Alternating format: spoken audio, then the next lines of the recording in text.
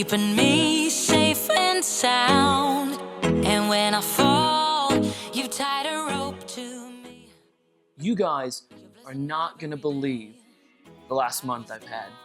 That's for another vlog. Welcome to Mystery Arts Inc. Great to be back with you after a really busy last few months. It's always a pleasure to be sat here in front of you and talking the real stuff. Now, I know tuning in, you're curious about this product, and I'm not going to delay from that, but a few things off the top because I want to make sure I'm not angering anybody, disappointing anybody, misleading anybody. One, I do have the physical book. We're here to talk about Dopamine by Nico Heinrich. Two, this book was sent to me for free by the folks over at Mentalistry.com, and when it arrived, it was in a nice priority mail box all the way from the United Kingdom. It was wrapped in a lovely red tissue paper, and then it had a nice card with a personal note, a Mentalistry card with a personal note on it from Tom himself, which I think is an excellent way to present a product. Three, Tom is a good friend of mine, and Nico, while I don't know him extremely well, I do know of him, and I have talked to Nico. He's a lovely guy, and I'm going to say right off the bat, I think Nico is one of the people that just gets it. How I look at performing, whole 9 yards, bearing in mind my look at performing is a little bit different than most because I'm not really somebody that's going out performing professionally as much. I'm using it as social networking and things like that in the video industry. That being said, let's talk dopamine. So what is dopamine? Well, first off, dopamine is the chemical in your brain. It's actually right here. It's C8H11N O2.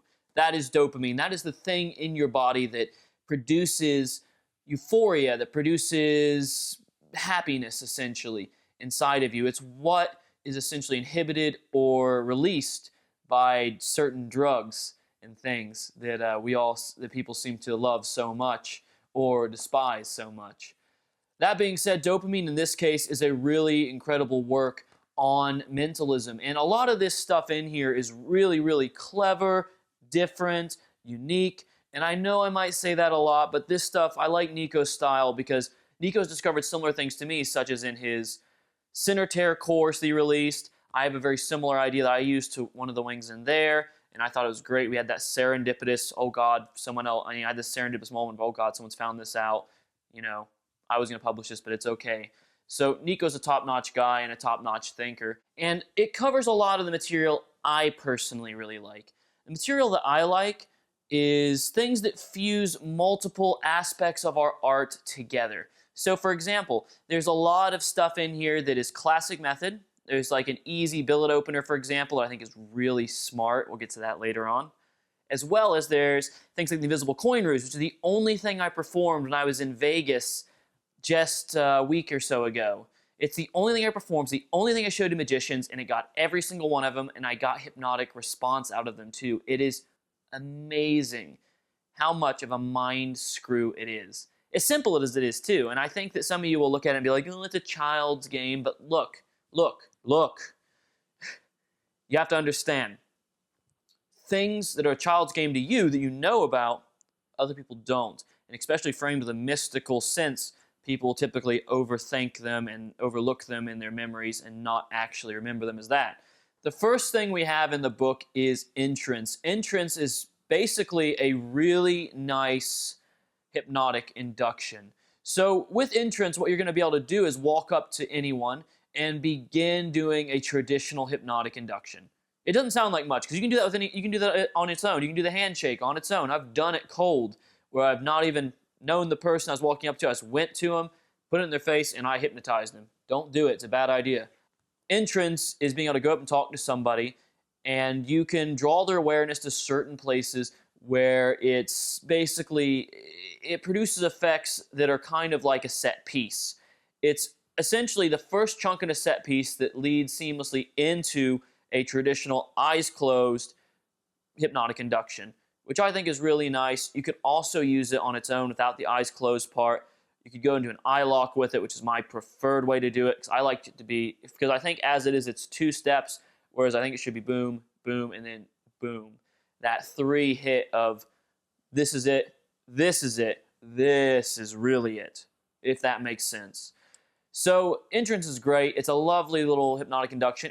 I'm not going to say it's anything remarkably special, but it is nice what Nico's discovered, and there's some subtleties in here that I am now using when I work with people in this manner. Like I said, I use the eye lock with an out. This is now actually how I go into the eye lock and keep going from there. So the next thing we have in here is something I mentioned earlier on. It's the imperceptible coin ruse. And there's a few variations of it in here, and it's really clever. It kind of, how I've been presenting it, and I mentioned this is the only effect I performed in Las Vegas the last time I was there for about 9 days. 9 days, pretty much only performed invisible coin ruse because I was so infatuated by it. And the other magicians there felt it, or I guess lack of felt it. Let me tell you what it is first.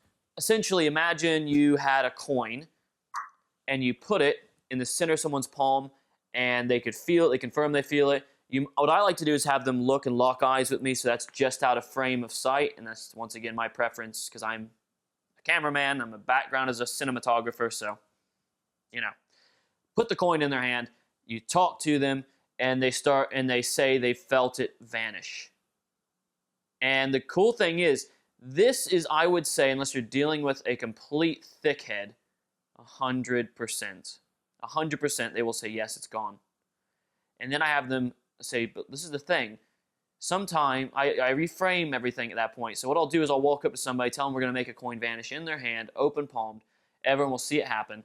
I'll go into it, I'll do this, and I'll say, they'll confirm it's vanished, they'll react. I'll say, sometimes things as they appear and they look down, they still see the coin there, and they realize they just can't feel it. And then I'll move the and you can move that numbness. Essentially what it does is it numbs the palm of someone. So they can't feel a coin or a small object in their hands. Very nice. It's not a humongous, spectacular effect in itself, and I don't think, except for a few things in the book, there's not a lot of stuff like that. More than anything, this is just a nice ruse to get you going further. Sort of like in the last thing with the entrance induction, focusing inwards. It's a place you have a physiological as well as a awareness heightening tool to accentuate your hypnotic skills or your effect or whatever you're going to do. Now, I will say I've been using this quite a bit, and I do the Darren Brown-esque effect. I don't pull the needle out and have them stick it through the back of their hand, but I've been doing that Darren Brown dead arm style effect like you see from when he was in the dentistry office or interacting with the dental students at the dental college, if that makes sense. Very cool effect, but definitely my favorite thing out of the book, and I don't want to I feel kind of weird saying that because it's so small, but for me, the small things anymore are the most massive things. They really interest me when I read, when I review, when I'm adding things into a repertoire as an occasional performer, but mostly as somebody that networks, and I use this stuff to open up the door for clients to see me as even more of an expert than I am. Next, we have in here pure numerology. What pure numerology essentially is a way to hone in on somebody's key area of life. So what you do is, it does use a calculator. Unless you have a math genius, I would use a calculator. But the best thing is, everybody does cell phone. Even the old flip phones have a calculator on them. So you use this calculator, and there's no special calendars or anything like that. For those Michael Murray's thing, there's no special thing about the calculator. It's purely this really cool idea for a mathematical equation. And they do this thing, you deliver a reading, and then you can begin to answer their thought of question. There's so much flexibility in this. You could even, if you want to do an actual effect, have a way of doing that too, where you can reveal a name or a memory or whatever you want to do. But the cool thing is it can be a free choice by the spectator of what the thing is, and you can reveal it. I like the way it is using as a reading tool. I think it's beautiful that way because the numbers are justified, the mathematical equations justified, nobody questions it, versus, if you don't use that as a thing, people will question it. So, really lovely thing with the pure numerology here.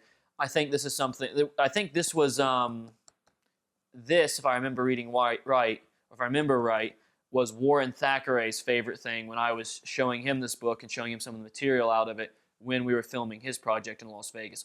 Oh no, I let it slip. Warren Thackeray has 2 projects coming out? Yes, he does. And we shot him. There's a little spoiler for those of you who have tuned into this and watched all the way through. But let's move on to the next effect now. Instant Oracle. What is Instant Oracle?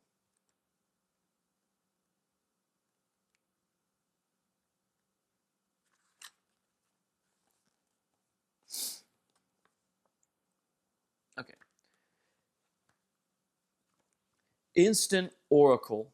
Instant Oracle is a interesting, once again, Nico again blending all these weird ideas together. Instant Oracle essentially is a way to frame a reading and a billet reading in a way. So yes, it does in this case use a billet. And what they do is they take a billet and they have an amount of piece of paper in each hand. You guess the amount of piece of paper in each hand and you answer their question based off of their numerological relevance. And then you can hone in on a key detail. Well, you deliver a personality reading based on the numerological numbers in each hand, and then you deliver a personality reading. Very nice, again, very simple. That's what I like about Nico's stuff. It's not complicated, it's not pompous, it's not trying too hard, it's simple. And I can see a lot of the elements of him as a designer in here, because he is a graphic designer, if I remember right, is his background and everything, aside from mentalism. I can see a lot of those elements of design in here with his work, and this is a great example. This is an Instant Oracle. Awareness. So awareness is essentially going to be it's not even really an effect. It is an effect, but it's not. It's more like a passing tone. If you're a musician, it's a passing tone. It's a passing effect in a lot of ways. What it is, I'm going to go off a side tangent for a second, because I've told people this for years. Really, in a lot of ways, you can get a really premium effect simply with moving people's awareness from external to internal. In a lot of ways, awareness is a script, a way to switch someone's awareness internally and to get them to focus on things. Very useful if you want to have an emotional reaction, if you want to generate trance, quote-unquote trance. I don't really believe much in it anymore, but that traditional hypnotic effect, if you want to do all that, this is a really good way to do it with awareness, and there's a great script in here and a great bit that goes with awareness as well. All right, so I know a lot of you have been wondering, because you've been hearing all this hypnotic effect stuff, this blah, blah, blah, blah. Where is the traditional mentalism-esque stuff in here? Where's the stuff that I can use at my corporate events that I work, and I blah, blah, blah. Honestly, all of this you can use as long as you have a safety net. That's how I use hypno stuff and chancy stuff in paid gigs over the years, and still doing them here and there, and even in clients and stuff like that. The best thing about using mentalism in business as a social networking tool, in my thing, versus doing it professionally and performing, in my opinion, is if I screw up, something goes wrong, it's not a big deal. I'm still the cameraman, I'm still the expert, it doesn't matter. What it is, somebody thinks of something, anything, whatever, maybe it's a word, and you say, how impressive would it be if I have the word you're thinking of printed on my back? And they go, that'd be impossible, that'd be incredible.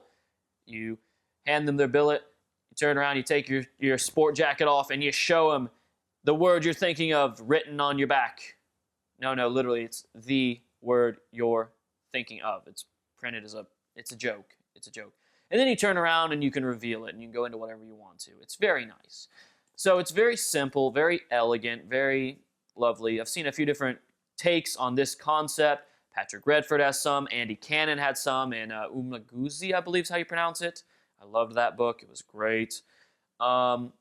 Nico's touches are even better, I think. Or not even better, but they're way different.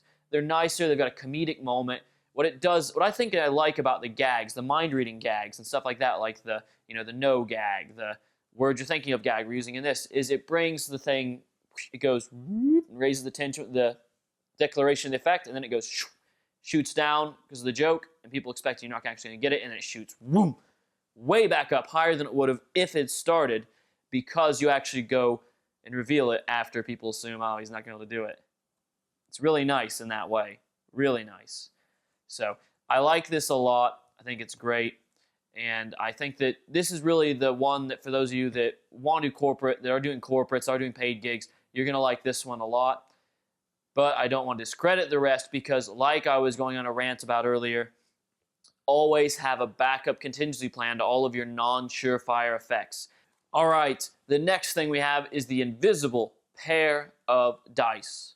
Wait, no, invisible paradise. It's a pun, it's a thing. Some of you won't get it. Yeah, you will.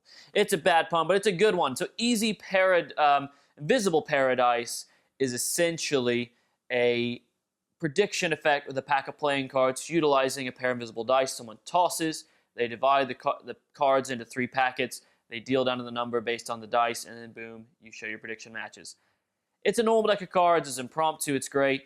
I just am over this kind of material personally, so I'm not going to give a comment one way or the other just because I'm kind of bored with the whole, card prediction effects. I've got like 3 of the best ones out there that I use, and I don't really need any others.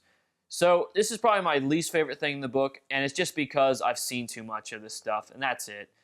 Some of you out there that love cards are going to absolutely go bonkers over this because it's really, really clever and nice. It's just not my personal thing, so I don't think I have really a lot of room to comment on it in a productive and positive manner. So we'll just keep going.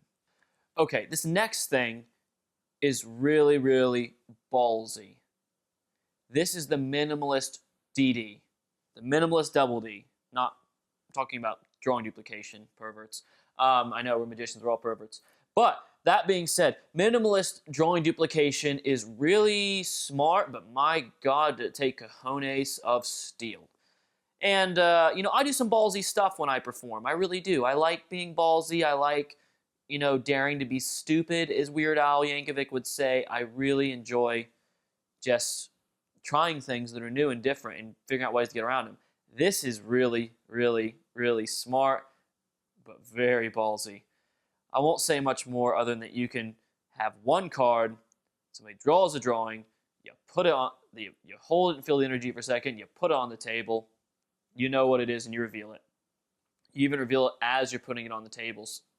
Super smart, it takes a lot of timing, a lot of internal tempo, really, I would say, as a performer.